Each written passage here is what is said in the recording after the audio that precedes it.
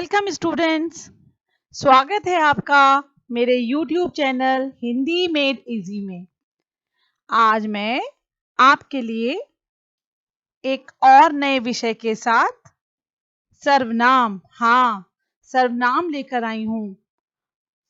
आपको पता है कि जैसे हमने संज्ञा में देखा कि नाम आ रहे हैं, वस्तु के नाम आ रहे हैं, प्राणी के नाम आ रहे हैं, तो ये सर्वनाम का काम क्या है? सर्वनाम क्या है? तो यहाँ पर हम ये जानेंगे कि सर्वनाम का प्रयोग हम क्यों और कैसे करते हैं। जिन शब्दों का प्रयोग संज्ञा के स्थान पर किया जाता है उन्हें सर्वनाम कहते हैं। अगर हम सरल शब्दों में देखें तो सर्व माने क्या? सब। नाम यानी संज्ञा। तो ये सब जो संज्ञाएं हैं उनके बदले जो शब्द आते हैं उन्हें सर्वनाम कहते हैं। सर्वनाम यानी सबके लिए नाम। आप देखिए, एक वाक्य देखिए, राधा 7वीं कक्षा में पढ़ती है। अब इसके लिए आगे आने वाले 3-4 वाक्यों में हमने बार बार राधा राधा राधा प्रयोग ना करके उसके स्थान पर सर्वनाम का प्रयोग किया है। जैसे वह पढ़ाई में बहुत तेज है, उसके सभी मित्र उससे प्रसन्न रहते हैं, वह कभी भी स्वयं पर घमंड नहीं करती, वह अपने माता पिता का आदर करती है। तो देखा आपने, ऊपर राधा के स्थान पर वह, उसके, उससे, स्वयं, अपने आदि शब्दों का जो प्रयोग हुआ है ये सभी सर्वनाम है।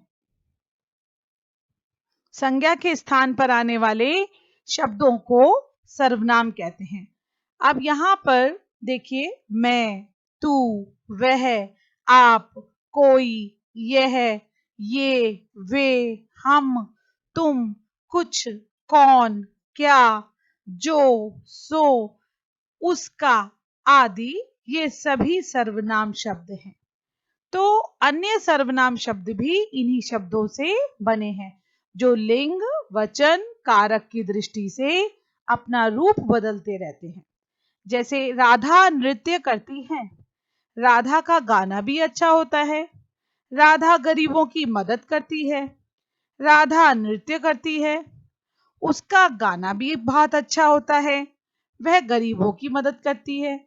तो ऊपर देखा आपने, हर जगह राधा राधा राधा हमने 3 बार प्रयोग किया, और बाद में दूसरी पंक्ति में देखिए हमने सर्वनाम के साथ उसका प्रयोग किया।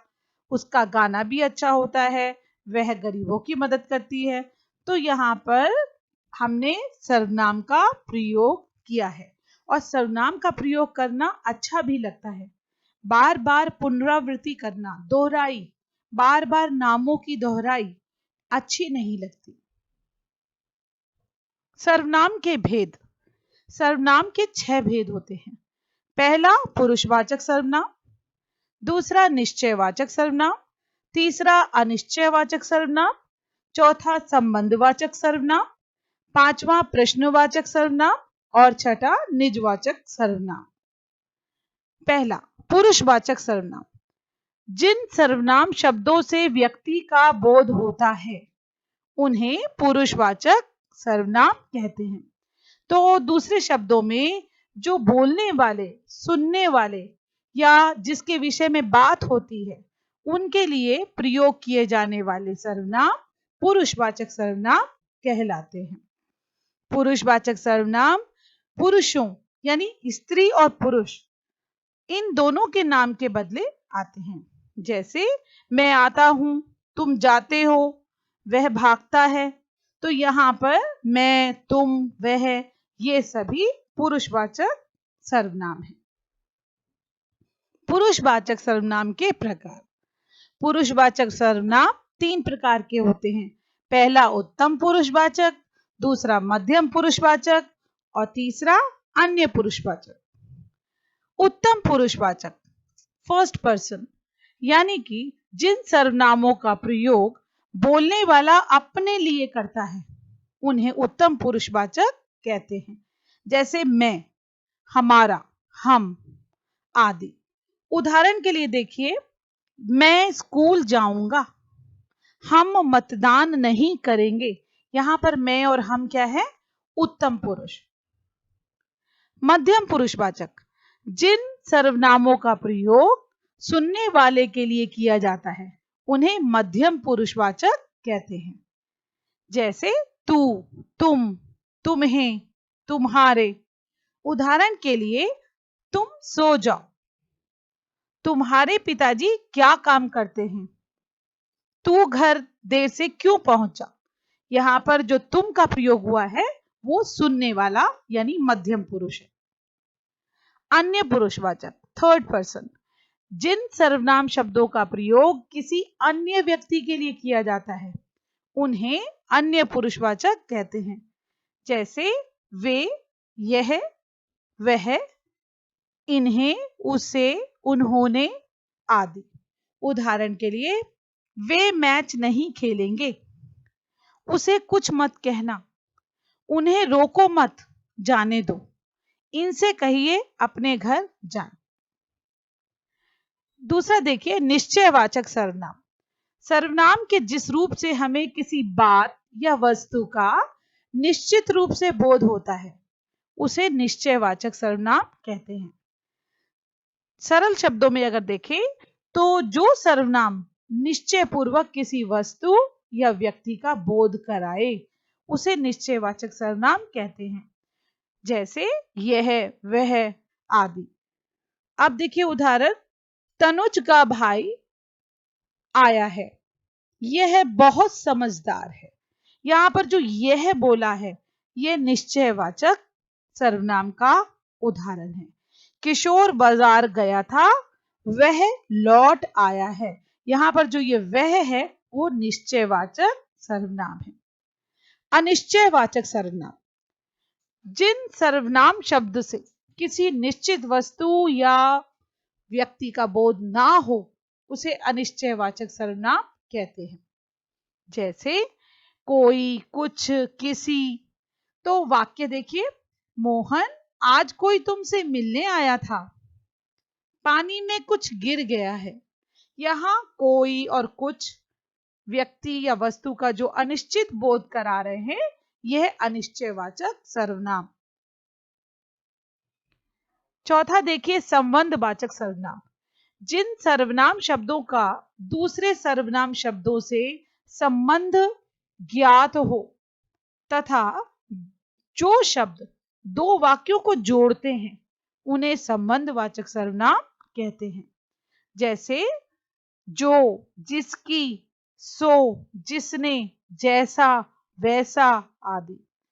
जैसे कि उदाहरण देखिए, जिसकी लाठी उसकी भैंस, जैसा करोगे वैसा भरोगे। तो यहाँ पर जो दोनों वाक्य हैं वहां पर जैसा, वैसा, जिसकी, उसकी, यहाँ पर इनका आपस में संबंध दिखाया गया है और इसलिए ये संबंधवाचक सर्वनाम है।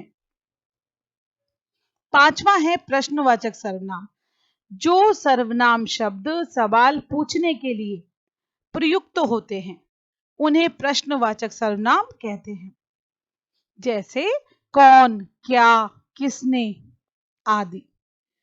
अब यहां प्रश्न देखिए, टोकरी में क्या रखा है, तुम क्या खा रहे हो। तो यहां पर क्या, ये जो प्रश्न पूछने के लिए प्रयोग किया है ये प्रश्नवाचक सर्वनाम है। निजवाचक सर्वनाम, निज का अर्थ होता है अपना और वाचक का अर्थ है बोध, अर्थात निजवाचक का अर्थ हुआ अपनेपन का बोध कराना। इस प्रकार जिन सर्वनाम शब्दों का प्रयोग कर्ता के साथ अपनेपन का ज्ञान कराने के लिए किया जाए उन्हें निजवाचक सर्वनाम कहते हैं। जैसे अपने आप, निजी, खुद आदि। तो आप शब्द का जो प्रयोग पुरुषवाचक या निजवाचक सर्वनाम दोनों में ही होता है। निजवाचक सर्वनाम आप का प्रयोग निम्नलिखित अर्थों में भी होता है। जैसे पहला देखिए, निजवाचक आप का प्रयोग किसी संज्ञा या सर्वनाम के निश्चय के लिए भी होता है। जैसे मैं आप वहीं से आया हूं, मैं आप वही कार्य कर रहा हूं। तो जो यहाँ आप बोला जा रहा है, ये निजवाचक सर्वनाम आपका प्रयोग देखेंगे आप इसमें। दूसरा देखिए, निजवाचक आपका प्रयोग दूसरे व्यक्ति के निराकरण के लिए भी होता है। जैसे उन्होंने मुझे रहने को कहा और आप चलते बने। वह औरों को नहीं, अपने को सुधार रहा है। तो यहाँ पर भी ये प्रयोग देखेंगे आप। तीसरा देखिए, सर्वसाधारण के अर्थ में भी आपका प्रयोग होता है। जैसे आप भला तो जग भला, अपने से बड़ों का आदर करना उचित है। तो यहाँ पर भी। इसके बाद देखिए, अवधारण के अर्थ में भी कभी कभी आपके साथ ही जोड़ा जाता है।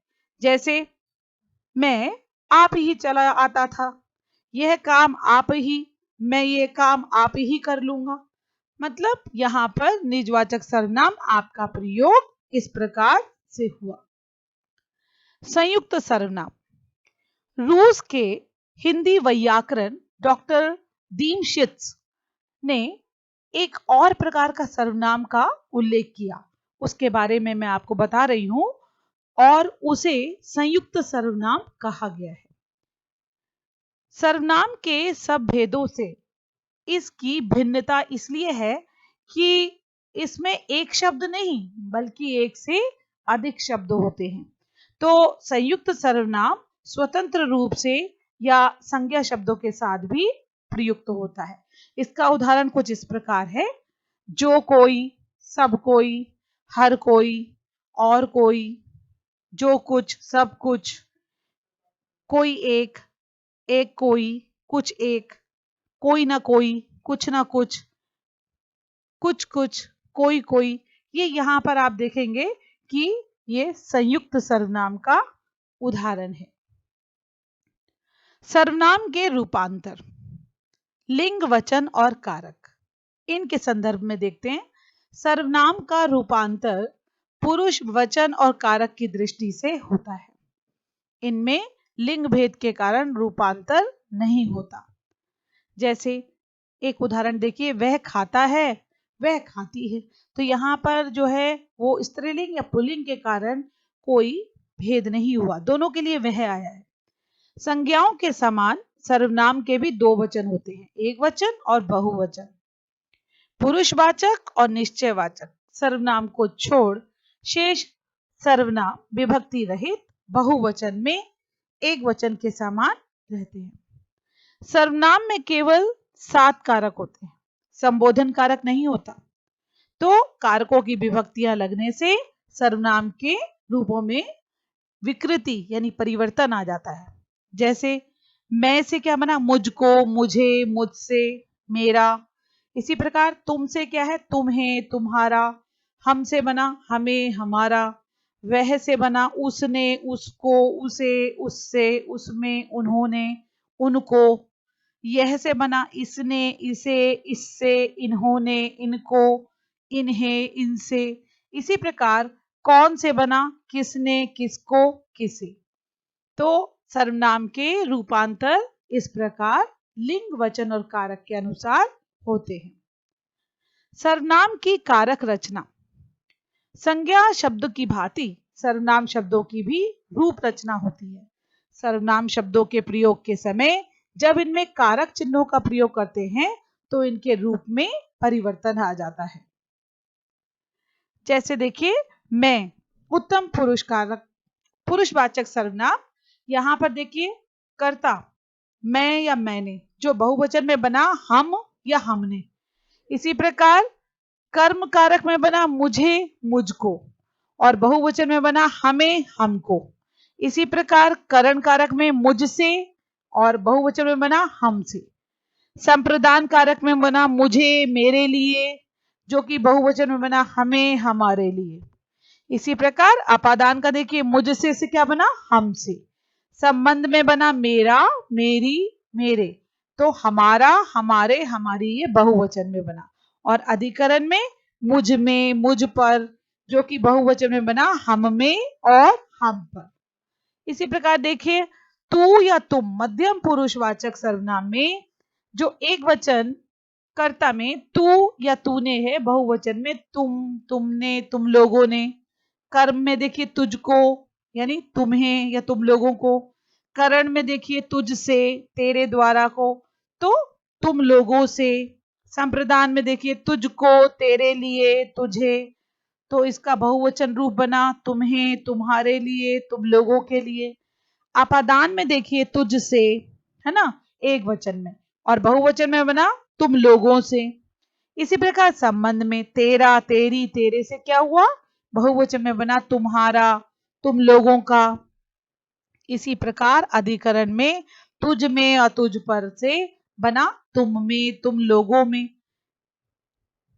इसी प्रकार देखिए अन्य पुरुषवाचक सर्वनाम में जो वह है, एक वचन में कर्ता कारक में वह या उसने से बना वे और उन्होंने। कर्म कारक में उसे, उसको से बना उन्हें, उनको। इसी प्रकार करण से बना उससे, उसके द्वारा से बना उनसे, उनके द्वारा। इसी प्रकार संप्रदान में बना उसको, उसे, उसके लिए की जगह उनको, उन्हें, उनके लिए। और अपादान में उससे और बहुवचन में बना उनसे।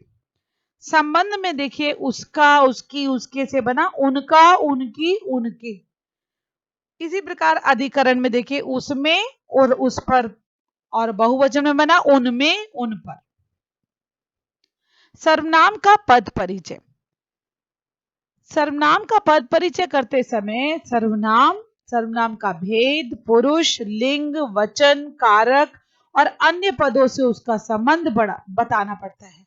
उदाहरण के लिए देखिए वह अपना काम करता है, अगर ये वाक्य लें तो यहाँ पर वह और अपना ये सर्वनाम है, और इनका पद परिचय क्या होगा, जो ये वह है वो पुरुषवाचक सर्वनाम है, जो कि पुल्लिंग है, एक वचन है, कर्ता कारक है। और इधर अपना जो दूसरा है वो निजवाचक सर्वनाम है और पुल्लिंग है, एक वचन है, संबंध कारक है। तो इस प्रकार आपने देखा कि सर्वनाम और उसके भेद कौन से हैं, इनका प्रयोग कैसे होता है, कैसे वाक्य रूपांतर होता है। तो आशा करती हूँ कि आपको सर्वनाम के बारे में जो भी परिचय दिया गया है वो आपको अच्छी प्रकार से समझ में आ गया होगा। धन्यवाद।